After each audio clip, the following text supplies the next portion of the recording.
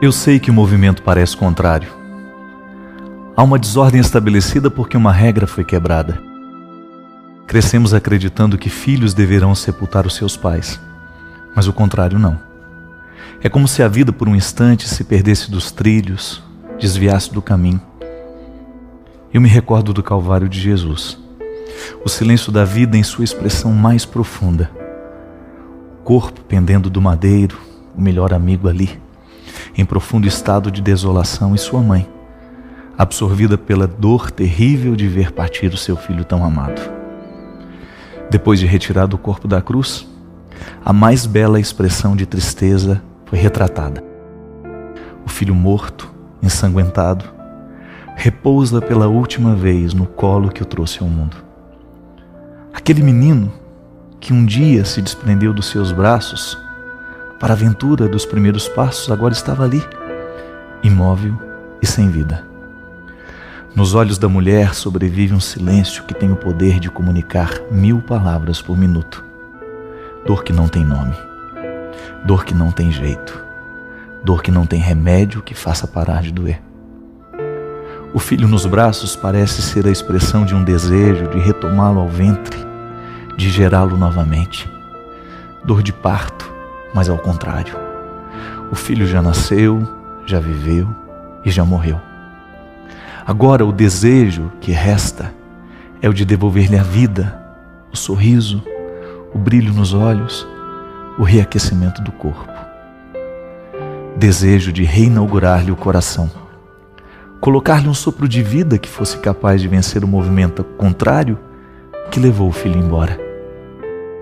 A Virgem e seu menino crescido ao colo segura na história um significado que o tempo não poderá ocultar. Ela é a metáfora de todas as mães, de todos os pais, que também têm que passar pelos duros passos do Calvário de seus filhos. Pietà é a expressão mais bela e aguda desta dor que não tem nome. A dor estranha, de um parto às avessas. Sepultar um filho é um jeito estranho de iniciar o sepultamento de si mesmo, e não há o que se negar. Ver um filho ir embora de forma definitiva é de alguma forma ver partir uma parte de sua essência. É como sofrer o desatino de ter que enfrentar o mundo sem a mobilidade das pernas. A morte parece possuir o poder de paralisar o tempo, de estacionar as horas, os dias, os meses, os anos, a vida. O sofrimento que fica pode ser comparado a um grande baú que não cabe em lugar nenhum da nossa casa. Há uma inadequação entre o acontecimento e o nosso sentimento. O fato é cruel. Seu filho está morto. Mas dentro de você, essa notícia não quer se acomodar, justamente por causa do sentimento que lhe ocorre. Seu filho está morto, mas a morte não combina com paternidade. A morte não combina com maternidade. E eu sei que no seu coração está o desejo de ressuscitar os mortos, mas você não tem esse dom. E é justamente diante desta inaptidão que cresce o seu sofrimento. Você que tantas vezes correu atrás de situações que facilitassem a vida de seus filhos, agora tem diante de seus olhos uma sensação de impotência inegável. E lamentavelmente eu não tenho muito o que lhe dizer. Eu também vi de perto a dor de minha mãe, vendo partir sua filha querida. Vi a sua agonia de mulher, de ter que entrar no apartamento, de retirar os vestidos que não seriam mais vestidos, de encontrar os bilhetes que não foram lidos ao seu tempo, de dar fim aos objetos que não se reencontrariam com aquela a quem eles serviam. Eu vi de perto. Vi a lágrima teimosa correndo no silêncio de um rosto indignado com tanta e profunda ausência. Eu vi a dor.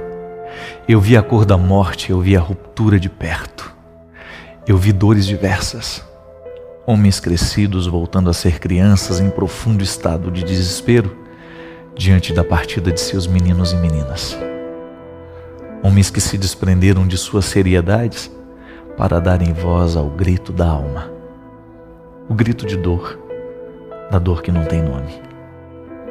Eu sei que você sofre.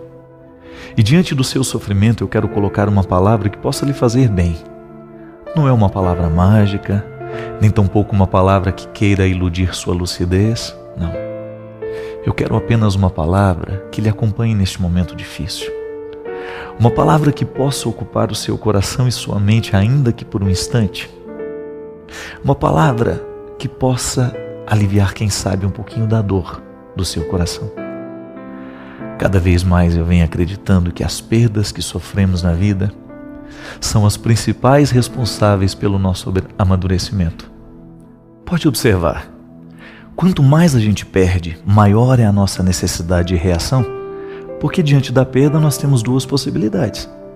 Ou reagimos para alcançar algum bem com aquilo que perdemos, ou estendemos a perda no tempo e assim perderemos sempre, toda vez que nós lamentarmos o que perdemos. Parece estranho, mas na perda há sempre um ganho. E você até poderia dizer, mas eu não quero ganho algum com a morte do meu filho. Eu prefiro meu filho de volta. E eu tenho certeza que eu diria a mesma coisa que você se eu tivesse que viver essa história. Só que é um fato inegável. Seu filho está morto e nós não temos como mudar este acontecimento. E esta é uma questão crucial. Não creio que alguém tenha que ir embora da nossa vida e que a sua partida seja em vão. Não creio que você deseje que a morte de seu filho seja mais um acontecimento trágico entre tantos acontecimentos no mundo. Ou que seja mais uma pessoa que deixou de viver neste universo cheio de outras existências. Não, o seu filho não pode ter morrido em vão. E este é o momento de fazer justiça à sua partida tão inesperada.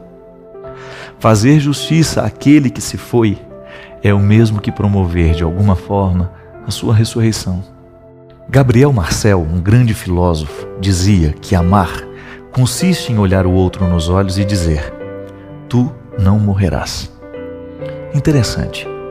O amor, este atributo humano e divino ao mesmo tempo, é o recurso que nós temos para fazer permanecer aquele que já não está mais entre nós.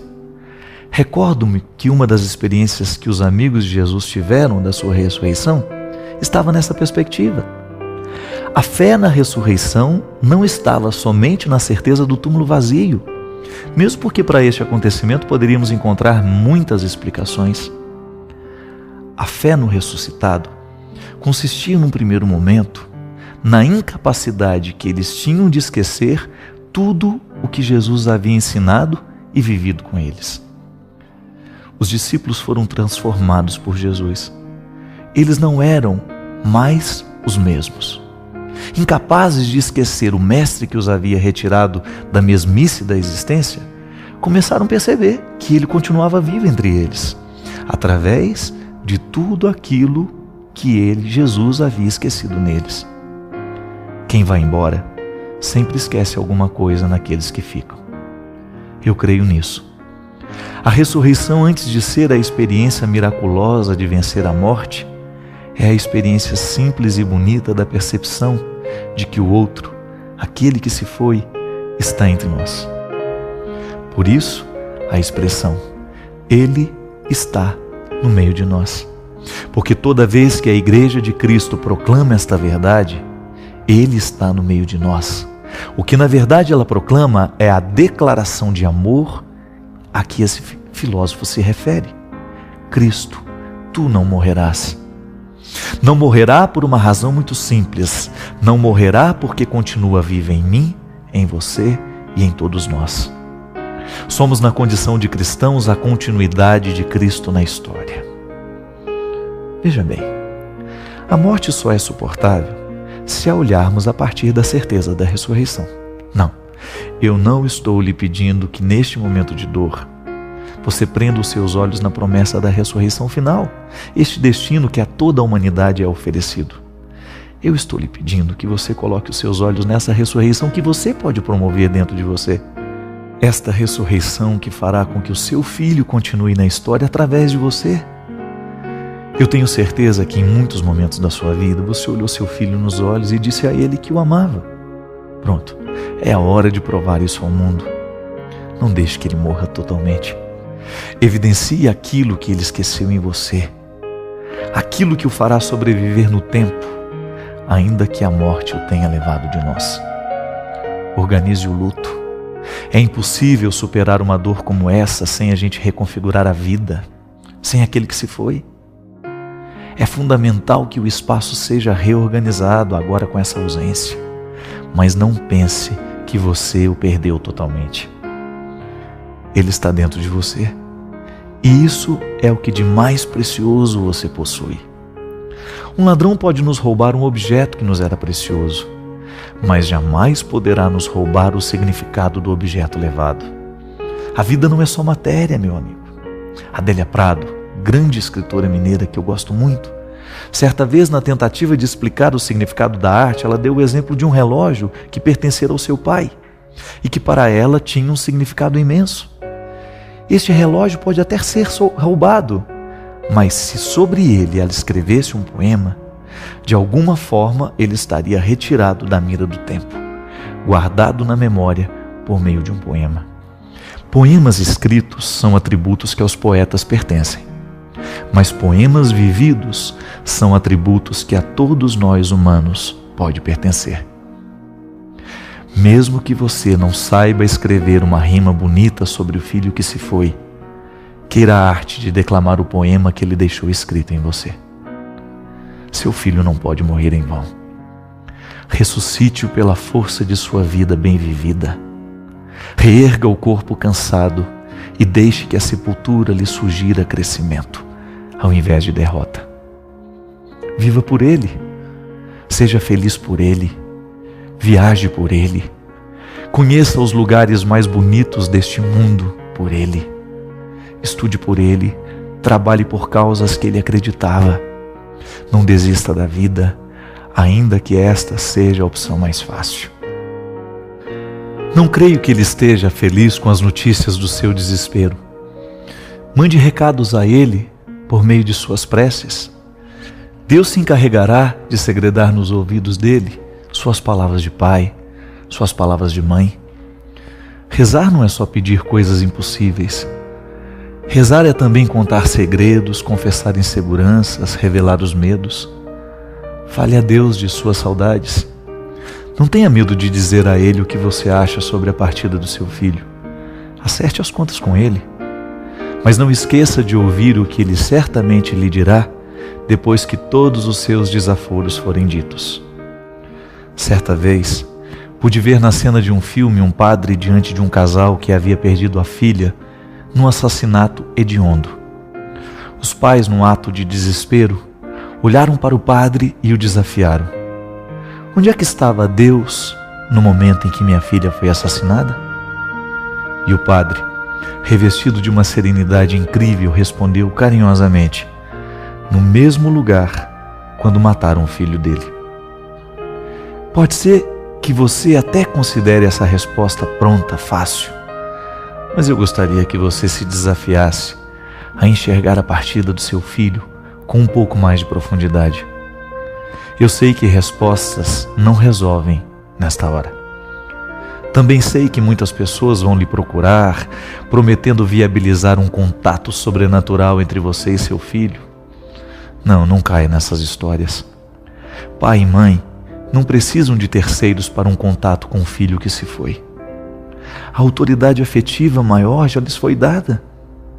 Não há estranho neste mundo que tenha o poder de fazer falar seu filho mais que você. Você o conheceu, você o amou, você foi o primeiro colo que ele teve neste mundo. Você o viu dar os primeiros passos, você o levantou das primeiras quedas, ouviu falar as primeiras palavras e, portanto, você, somente você pode iniciar o movimento da sua ressurreição. A nossa ressurreição só é possível porque participamos da ressurreição de Jesus. Portanto, da mesma forma como a igreja anuncia a presença do ressuscitado em seu meio, você também pode proclamar a mesma profissão de fé que a igreja pronuncia. Você, ao atualizar a presença do seu filho no mundo por meio do amor que o faz continuar no tempo, de alguma forma você professa também essa bela verdade. O seu filho, ele continua no meio de nós. Nessa expressão, toda a sua luta se confirma. Ao erguer os olhos para a vida, ao aceitar o desafio de não morrer também, a ressurreição de seu filho também acontece a partir de você. Nisso consiste uma sabedoria. Já que não temos o poder de ressuscitar os mortos, seguimos então ressuscitando os vivos.